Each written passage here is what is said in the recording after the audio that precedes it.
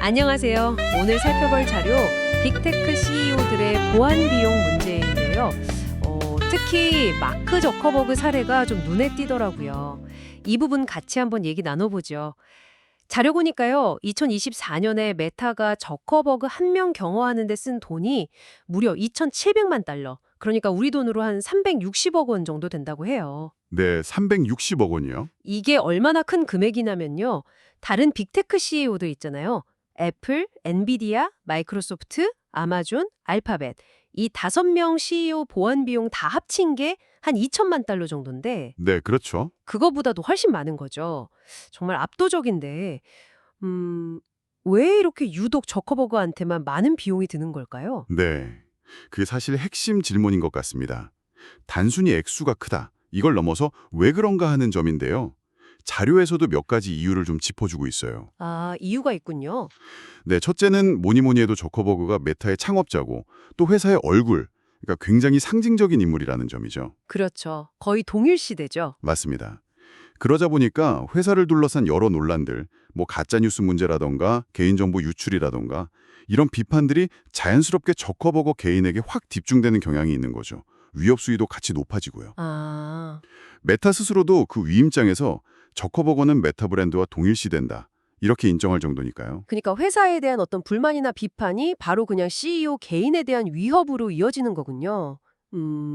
단순 경영자 이산이라서 더 표적이 되기 쉽다 이런 얘기네요. 네, 정확합니다. 그리고 또 하나는 실제 위협이 좀 가시화되고 있다는 점이에요. 실제 위협이요. 네. 자료에도 나오지만 2023년 말에 다른 대기업 CEO가 암살된 사건이 있었거든요. 이게 경영진들한테 신변 위협이 이제 그냥 뭐 먼 얘기가 아니구나 하는 경각심을 확 높였죠. 아, 그런 사건이 있었군요. 네. 게다가 저커버그 개인을 둘러싼 논란들, 예를 들면 뭐 하와이 부동산 문제라든지 아니면 AI 인재 영입 경쟁 같은 거 있잖아요. 이런 이슈들도 반감을 키우는 요인이 되고 있고요. 정말 복합적이네요. 그러면 그 360억이라는 비용이 단순히 그냥 경호원 몇 명 늘리는 수준은 아닐 것 같은데요. 구체적으로 어떤 조치들이 포함되는 건가요? 맞습니다. 이게 단순 경호라기보다는 이제 통합 보안 프로그램 이렇게 봐야 할 것 같아요. 통합 보안 프로그램? 네. 24시간 밀착 경호는 뭐 기본이고요. 가족이라 거주시보, 출장 갈 때 항상 동행하는 거는 물론이고 이제는 사이버 보안 영역까지 다 포함됩니다. 사이버 보안까지요? 네. 예를 들어 딥페이크를 이용해서 명예를 훼손하거나 뭐 가짜 정보를 퍼뜨린다거나 스토킹, 심지어 납치 시도 같은 거.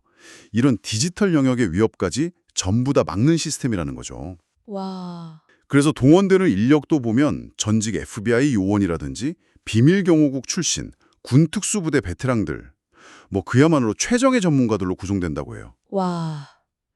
정말 빈틈이 없겠네요. 그럼 다른 빅테크 리더들은 상황이 좀 다른가요? 아니면 이것도 뭐 전반적인 추세라고 봐야 할까요?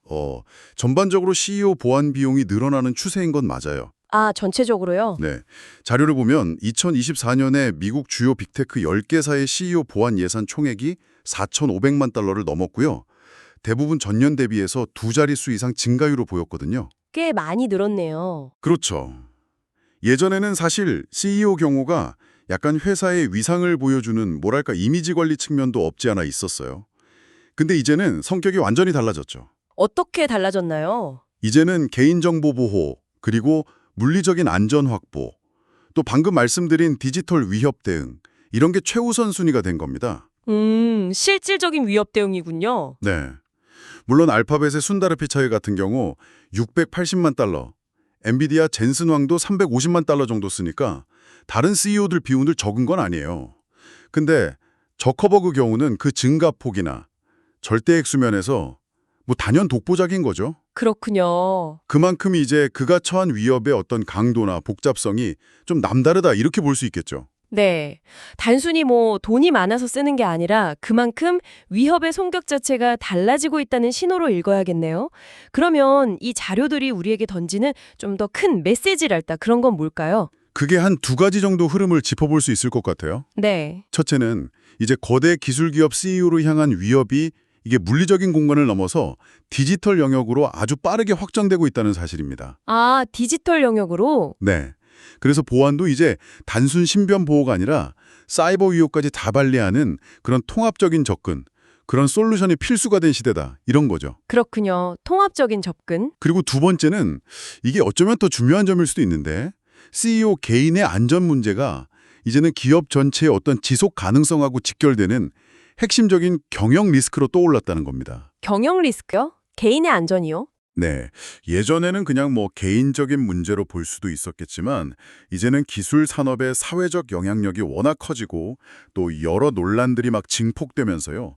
CEO의 신변 문제가 곧 기업 가치랑 바로 연결되는 그런 전략적인 위험 요인이 된 셈이죠. 저커버그 사례가 이런 변화를 가장 좀 극명하게 보여주는 예시라고 할 수 있겠습니다. 오늘은 이 자료들을 통해서 빅테크 CEO, 특히 마크 저커버그의 보안 비용이 왜 이렇게 크게 늘었는지, 또 그 배경에는 어떤 의미가 있는지 좀 깊이 살펴봤습니다.